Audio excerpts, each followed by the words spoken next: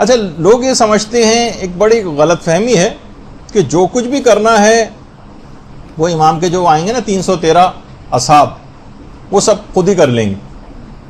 ہم کیونکہ ان میں شامل ہو ہی نہیں سکتے، جب اتنے بڑے بڑے علماء 313 کے عدد میں شامل نہیں ہیں تو ہماری کیا حیثیت ہے ہم گناہ گاروں کی.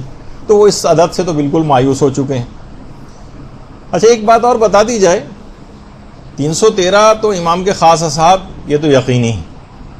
البتہ وہ چیزیں کہ جس میں 313 اصحاب کے نام اور علاقے آئے ہیں کچھ روایات کے اندر، یہ روایات سخت ضعیف ہیں، بلکہ اتنی ضعیف ہیں کہ ہمارے استاد محترم تو یہاں تک بات کہتے ہیں کہ علماء کا قول نقل کرتے ہیں کہ ان کو تو حدیث کہنا بھی اس پہ کرائٹیریا پہ بھی پورا نہیں اترتا، جس میں ان 313 اصحاب کے نام بھی بتائے گئے ہیں، اور سندھ سے جو ایک ان 313 میں شامل ہیں عبد الرحمن نام کے، ان کا بھی نام ہے.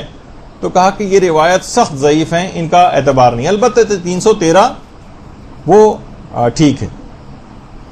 اچھا، یہ والی جو روایتیں آئی ہیں اکثر یہ لوگ پیش کرتے ہیں کہ بھائی جب دیکھیے ہمارا نام ہی اس کے اندر نہیں ہے اور یہ تو خاص امام کے اصحاب ہوں گے، تو ایک مایوسی سی دل میں پیدا ہوتی. تو یہ بتانے کے لیے کہ یہ روایت ضعیف ہیں اور قابل استناد نہیں ہیں. ان روایتوں میں سب سے پہلے اس نے علامہ طبری نے، جو اہل سنت کے عالم دین تھے، دلائل الامامہ میں اس روایت کو لکھا ہے.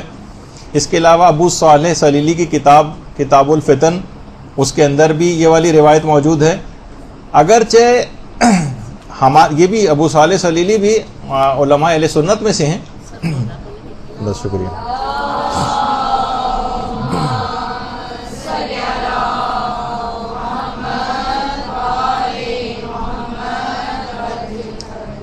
یہ بھی اگرچہ اہل سنت کے عالموں میں سے ہیں، ان کی کتاب ہے، لیکن ہمارے سید ابن طاؤس نے بھی ان روایات کو جو ہے وہ نقل کیا ہے، اور باقاعدہ کتاب بھی ہے التشریف بالمنن فی التعریف بالفتن. اس کے اندر بھی ان کے نام اور یہ سب کچھ لکھے ہوئے ہیں، لیکن اس کا ماخذ بھی جو کتاب ہے وہ اہل سنت کے ایک عالم ابو صالح سلیلی کی کتاب ہی، جو قابل استناد نہیں ہے. البتہ 313 کا عدد صحیح ہے، لیکن ان کے نام اور علاقوں کی جو روایات ہیں وہ صحیح نہیں.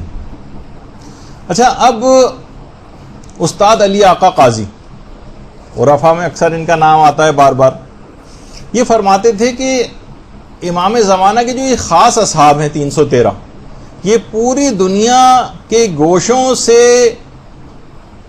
امام کے پاس جمع ہوں گے، اور یہ سب کے سب طے العرض کی خصوصیت رکھتے ہیں. زمین کے فاصلے سمٹ جاتے ہیں ان کے لیے، جہاں چاہیں پہنچ سکتے ہیں. یہ سب کے سب طے العرض کر کے مکے پہنچ جائیں گے، اور پھر اعلان ظہور ہوگا. اور وہ اعلان کیا ہوگا؟ خود آیت اللہ علی آقا قاضی فرماتے تھے، خود اتنے صاحب معرفت تھے، کہتے تھے کہ میں اس اعلان کے تمام الفاظ کو جانتا ہوں کہ وہ اعلان کیا ہوگا کہ جب امام بلائیں گے. برحمتك يا ارحم الراحمين وصلى الله على محمد وآله الطاهرين.